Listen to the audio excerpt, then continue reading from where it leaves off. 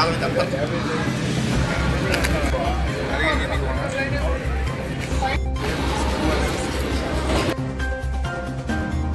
Media ప్రేక్షకులకు స్వాగతం. నేను మీ కిరణ్. ఈరోజు ముఖ్యాంశాలు: ఏలూరు జిల్లా ద్వారకా తిరుమలలో నూతనంగా వేస్తున్న సీసీ రోడ్డు పనులను మరియు నాణ్యతను పరిశీలించిన గోపాలపురం ఎమ్మెల్యే మద్దిపాటి వెంకటరాజు. ఈ సందర్భంగా ఆయన ద్వారకా తిరుమల అంబేద్కర్ విగ్రహం వద్ద నుండి గుడి సెంటర్ వరకు కాలినడకన వెళ్లి రోడ్డు విస్తీర్ణం, ఆర్ఎన్బి కొలతలు మరియు ఆర్ఎన్బి వారు కొలిచివేసిన మార్కులను క్షుణ్ణంగా పరిశీలించారు.